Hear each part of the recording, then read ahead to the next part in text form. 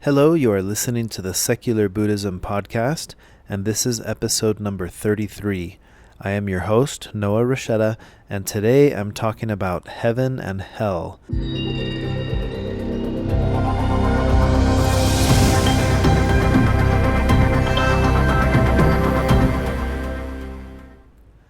Welcome back to the Secular Buddhism podcast. This is a weekly podcast that focuses on Buddhist concepts, topics, and teachings presented for a secular-minded audience. The Dalai Lama has said, do not try to use what you learn from Buddhism to be a Buddhist, use it to be a better whatever you already are.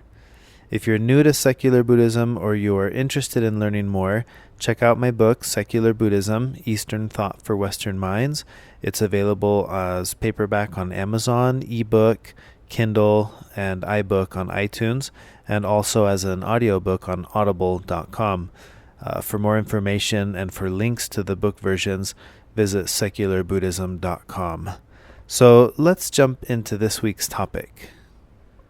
So the last couple of weeks, I have been reading a book called Zen Koans by Gyome Kubose, and it's been a fascinating experience to become familiar with Zen koans. On the website Elephant Journal, Don Deanda talks about koans and says the koan serves as a surgical tool used to cut into and then break through the mind of the practitioner. Koans aren't just puzzles that your mind figures out suddenly and proclaims, aha, the answer is 3. They wait for you to open enough to allow the space necessary for them to enter into your depths, the inner regions beyond knowing. So essentially what that means is the koan is meant to help break out of the conceptual way of thinking and into more of an experiential understanding of a specific topic. So the specific koan that I read this week that really resonated with me and stuck with me, and I decided I wanted to share it in this podcast episode, is a koan called the Gate of Paradise.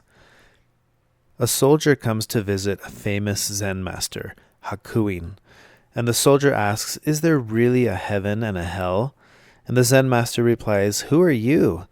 The soldier says, "I am a samurai." "You, a samurai? What kind of lord would have you as his guard? You look like a beggar." And the soldier starts to get angry and becomes so enraged that he's about to draw his sword. And the Zen master continues and he says, "Ooh, so you have a sword? It's probably too dull to even cut my head." And at this point, the soldier is just indignant and he brandishes his sword. And then the Zen master says, "Here, open the gates of hell." And the soldier immediately recognizes the wisdom in those words, and he puts his sword away, and the Zen master says, "Here, open the gates of heaven." So it's just a short story that's kind of conveying the idea, the Buddhist understanding of heaven and hell. And I love the way the Zen master does this, because rather than answering the question, he shows the soldier these states. He induces them into the very mind of the questioner. So rather than having a theoretical discussion of what is heaven or what is hell, he's showing him the reality in that moment by allowing the soldier to experience his anger and turning that anger almost into hatred. And then he's able to, when he realizes that that's what he's doing, he instantly is able to sheath the sword or to control his anger, and that's also the experiential understanding of what it is to be in heaven, to be able to control your emotions.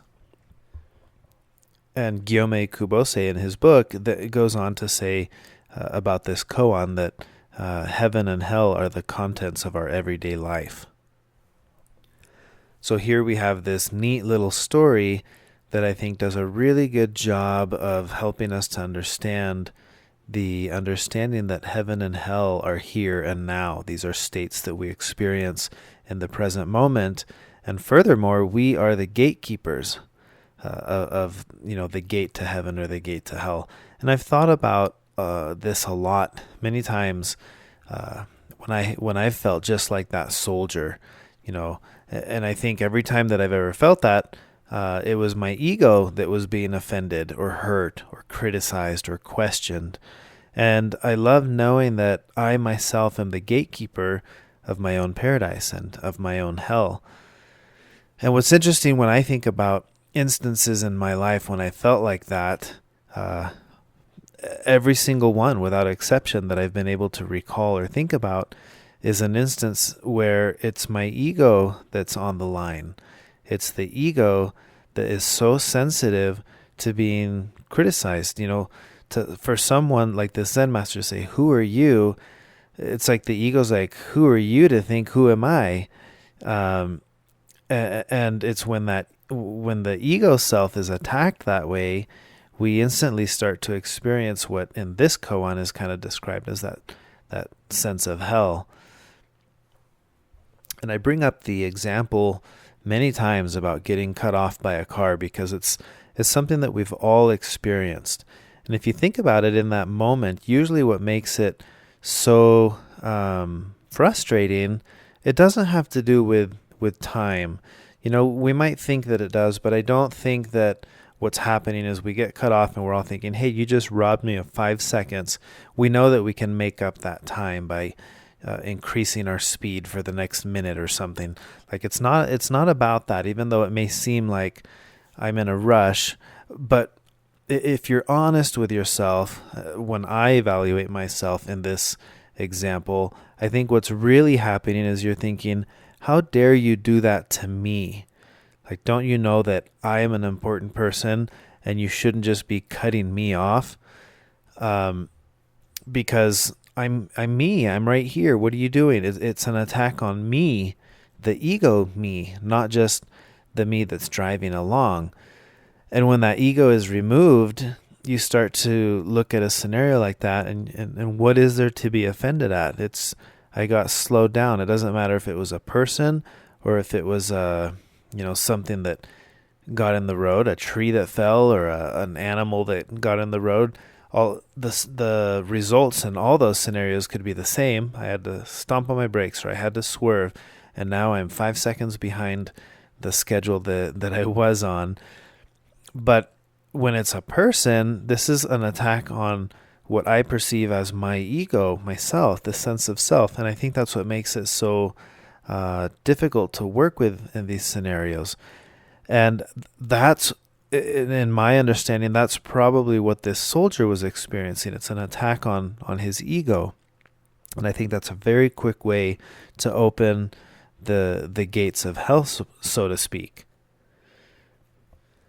So I would invite you to take a minute and think about instances in your life when you felt like this soldier, when you felt any form of anger that's at risk of turning into hatred, and see if you can pinpoint in what way is the ego attached to that story, and is the ego the culprit of feeling so hurt or offended or whatever emotion you're experiencing with that, criticized. And see if, like me, you find that the ego is what was attached there. That's kind of the common denominator in these instances. We've all experienced anger, every single one of us. And you've probably also heard the expression that's often attributed to the Buddha. However, it's not an actual quote from the Buddha, but the quote says, "Holding on to anger is like grasping a hot coal with the intent of throwing it at someone else. You are the only one who gets burned." The expression, I think, comes from a monk named Buddhaghosa, and he was discussing anger, and he says, by doing this, you are like a man who wants to hit another and picks up a burning ember or excrement in his hand, and so first burns himself or makes himself stink.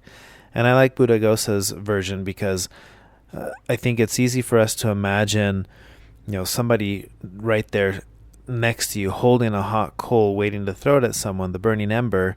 But it's hard to see how that really affects me.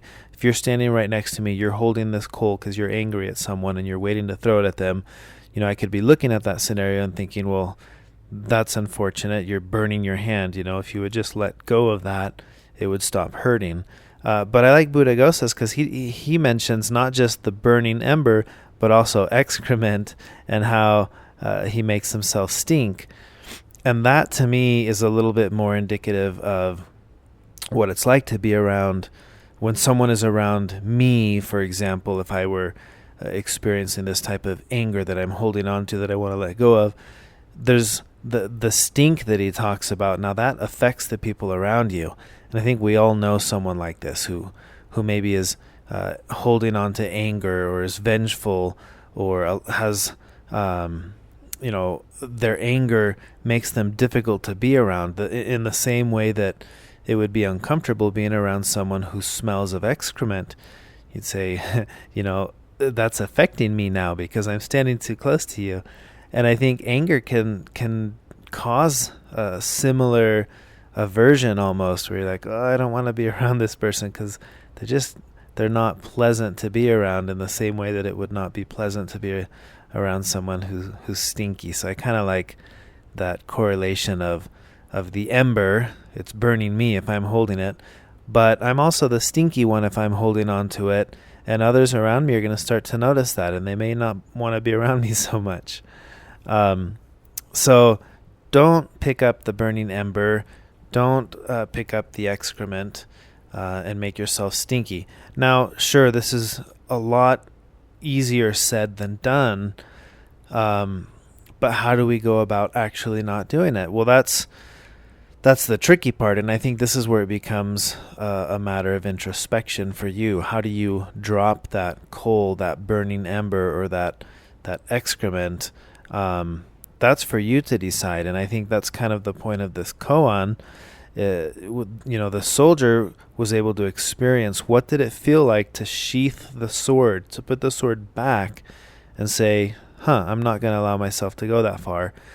That's when the Zen master says, here, open the gates of heaven, because the soldier was noticing, wow, I had the ability to calm myself down and not want to chop your head off, so I'm putting the sword away, and that's the start of it. That's the gate.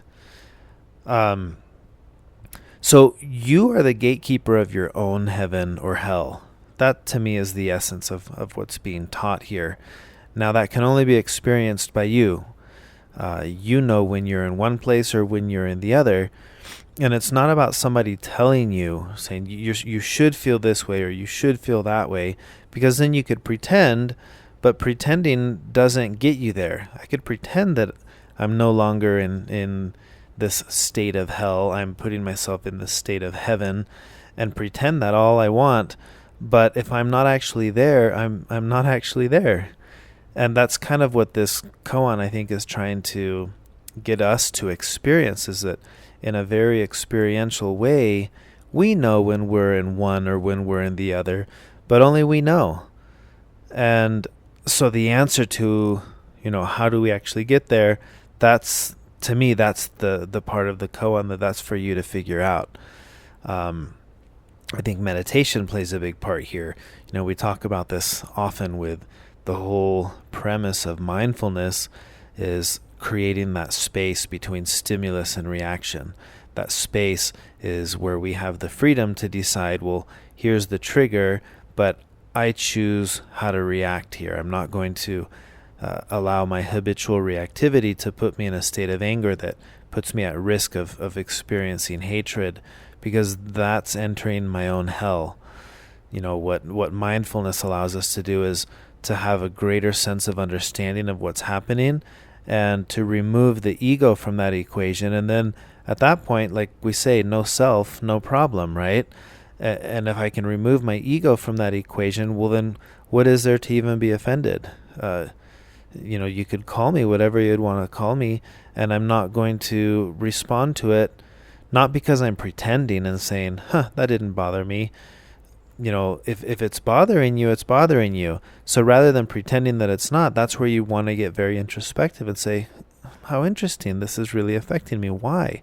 Why does it affect me if somebody calls me this, or if somebody does that?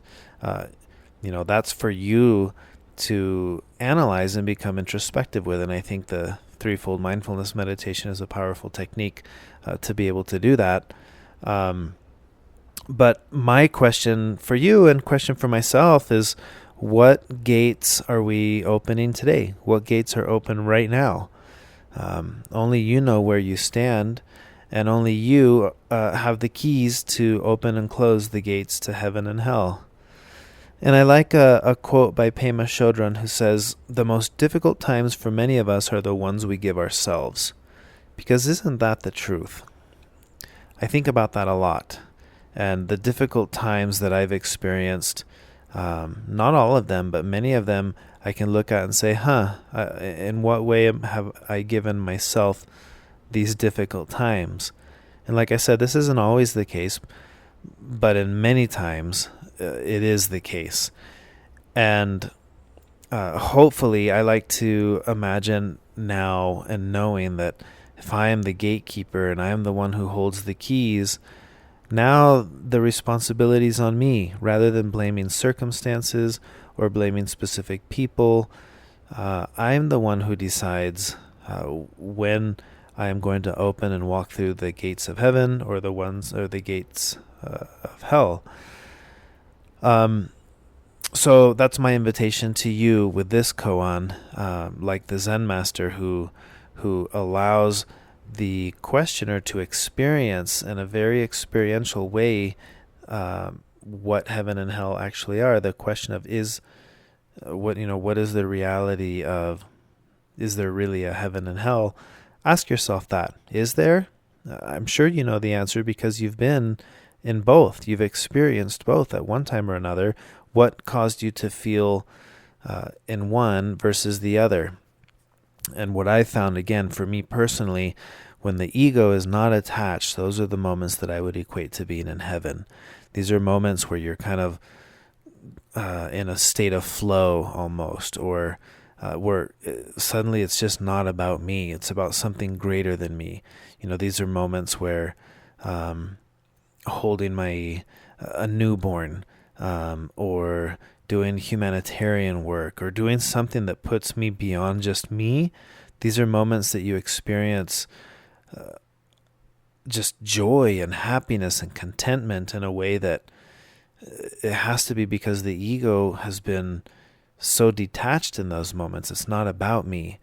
And the moments where I feel the opposite, what I would equate to hellish moments, like I said earlier, every single one that I've analyzed, I've concluded it's because the ego was very attached to that moment. And the suffering that was coming from it was almost a direct attack on the ego itself. Like, how could this person have done this to me?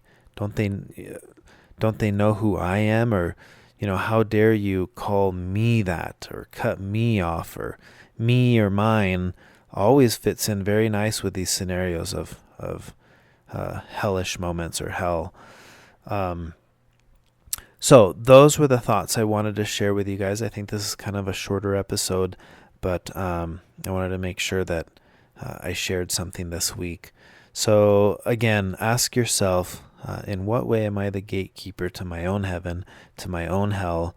And when you're experiencing these in day-to-day living, see if you can make that pause between the stimulus and reaction. Oftentimes it's right after the reaction that you can pause and say, oh, that's what I just did.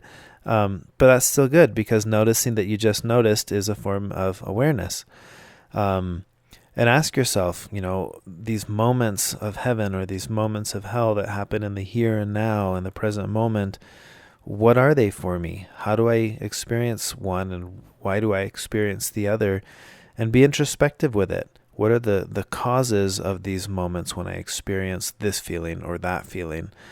And see what you can find. This koan is here for you to get introspective and to find the answer to yourself. And something I wanted to end with in this podcast episode that I came across that I really enjoyed is a statement of intent rendered by Sharon Salzberg. She's a Buddhist teacher and does a lot of writing for Lion's Roar. And I can't remember exactly where I came across this, but it's a statement of intent. It's kind of a thought that you keep with you. So rather than having like a form of prayer, like the Buddhist form of prayer is is usually something like this, a statement of intent that's kind of internal. It's a reminder of me of what I'm doing or why I'm doing it. But anyway, this statement of intent, she says, may the actions that I take toward the good, toward understanding myself, toward being more peaceful, be of benefit to all beings everywhere. And I really like that, so I wanted to share that with you guys. And as always, if you enjoy this podcast, please feel free to share it with others. Write a review or give it a rating in iTunes. And of course, if you're in a position to be able to, I would appreciate if you could consider making a one-time donation or becoming a monthly contributor to the podcast by visiting secularbuddhism.com and clicking on the donate button at the top of the webpage. So that's all I have for this week, and I will look forward to recording another episode next week. Until next time.